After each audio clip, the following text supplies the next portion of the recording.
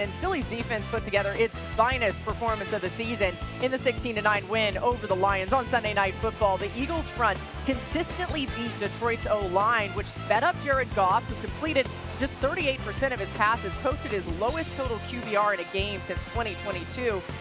Why is that Eagles defense just so effective right now? The Eagles front seven, to a man, is playing out of their minds. It's not just one player, and that includes the linebackers as well. But I do want to say this. I think that when all is said and done, the trade for Jalen Phillips will go down as one of the defining moments of the 2025 NFL season. Absolutely. He was unbelievable in this game. And because the defensive tackles for Philadelphia are so often doubled, Jalen Carter, Jordan Davis, who was unbelievable in this game, by the way, he gets one-on-ones. Now, this is Detroit, so a one-on-one against Penei Sewell is not a normal one-on-one. And he still was winning inside on Penei Sewell, of all people. And you saw that open up opportunities. Nakobe Dean coming through on the blitz on one side at one point. I just think he's been absolutely fantastic. He is not the only reason why they're getting that level of pressure, but you see the impact that he has had on this entire group. Yeah, 5 batted balls for me were a huge part of this game. And I don't know if it's something that Philadelphia went into the game being very conscious and specific of it against Jared Goff in this offense. We obviously saw it early on, but so many of these batted balls were in crucial situations. We saw him on third down. We saw him in some of the play-action shots that the Lions were trying to get. Marcus, I don't know if your thoughts on it matter, but or I'd love to hear your thoughts in regards to, is this something that teams defensive line-wise go into thinking specific? I know it's probably an every game thing, but it just felt so specific last night to the Lions and their offense and how Jared Goff wants to play. It is the old Vic Fangio obviously talked about interior pressure and get your hands up, because we know where Jared Goff kills you. Middle of the field play action, and it's a concerted effort. You saw the pocket push in the middle. Even the games that they ran were to create pressure in the center of the pocket as opposed to trying to get somebody outside free. I thought it was a phenomenal game plan. Now, you only can do this if you handle the run. And that's what they've been able to do at a high rate. And remember, these are two, as much as we talk about, you talked about Jordan, and as much as we talk about Jalen Carter, these dudes are freak athletes now.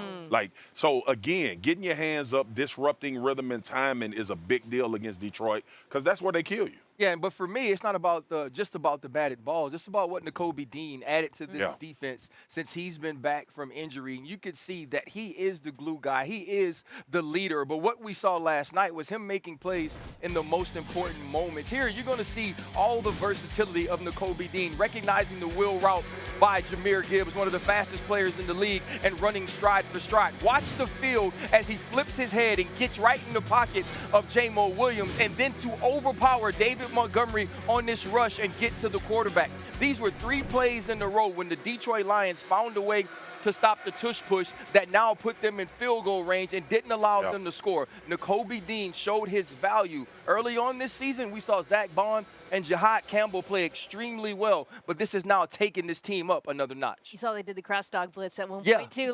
Clearly watching what worked with Minnesota, I think that's something we're going to see time and time again against Detroit. When we were watching it last night, I told RC, I underestimated how important he is to this defense. And I knew Nakobe Dean was a good player. He was coming on before the injury and looking really good, but he changes, like Fred Warner. Certain guys changes everybody's job, right? I go back, all I could think about was, remember the year Mike McDonald in Baltimore, when they acquired Roquan Smith? Pat Queen looked unbelievable, because now I can play every play from a level of comfort. And I think he gives Zach Bond that, and he is kind of the hammer guy that they want to use when they add a linebacker to pressure.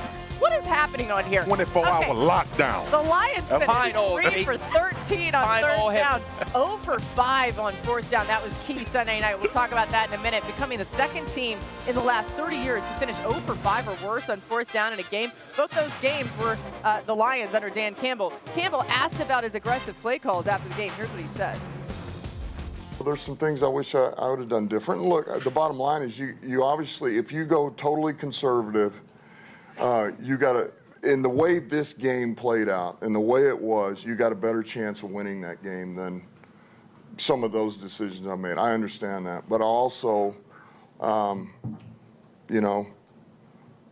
that's who we are. It's who I am. And it bit us today. I mean, you see the honesty there. By the way, if anyone makes a song called Tushy, you got to give Swagu credit. Okay? Yep. He invented 3%. it. Copyright. Mina, were you okay with Campbell continuing to be aggressive on 4th down last night?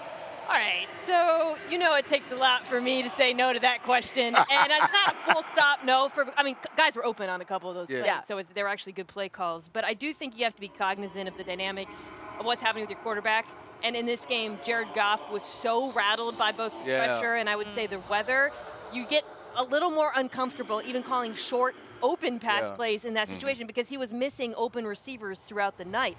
Again, that's a testament to the Eagles' defense. We have talked all show about how dominant that front seven is. But I do think as much as it is part of the Lions' identity and as great as their defense is and will save you even if you put them in adverse situations, the way Goff was playing, the way the line was getting dominated, that would give me some pause on a couple of those plays. I'll never question Dan Campbell about his decision-making. It's worked out for him more often than not. But, Mina, I'm with you. There's a feel you have to have for the game. And I think he should have recognized that at some point. It was 5 of them, y'all. It ain't like we're talking about 3. Yeah. It was 5 of them. Yeah. And maybe 3 points become critical because Philly wasn't having a lot of success offensively as well. But that defensive line told you a few times that you probably should take the points because they're going to be hard to come by. And I think Dan, in all honesty, going back and thinking about it, he's probably like, I should have either punted and tried to back them up.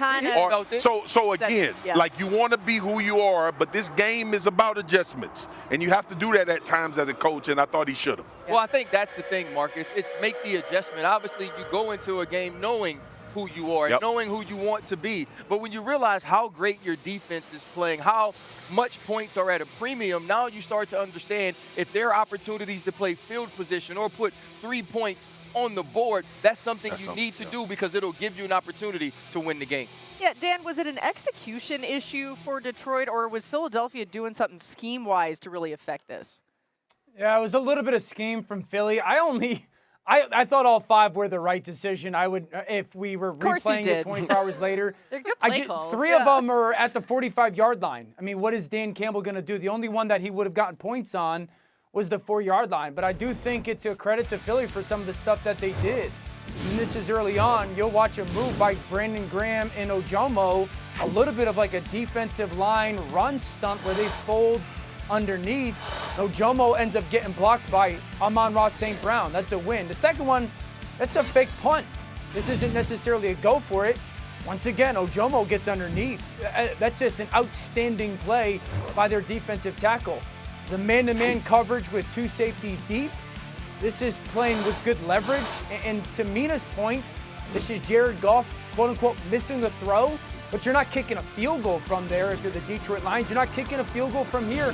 Maybe you punt, but they drop Phillips underneath Amon-Ra. Quignon's just squatting, waiting for it, knowing that it's going to come out of Jared Goff's hands quickly, and there's no one open. So I think a testament is to Philadelphia and the way that they played it, but I don't sit back and regret or think Dan Campbell regrets going for any of those 5 4th downs. Yeah. But in the same frame of being able to make adjustments, when you see they're in safe punt, that's where I was going. I can't stand you. During that situation, there has to be an adjustment or a call where you can get out of the punt fake and then now try to down them. They obviously near their expected end zone. it. Yeah, they did. I was going to give you, but he said what you were going to say, so it's all it good. happens all the time. People on this show just like oftentimes share the same brain. It's just what we do. Peter, let's go a little bigger picture. For all the drama in recent weeks, like every day on TV, everyone's talking about the Philadelphia drama. They're still sitting atop the NFC. Why is that?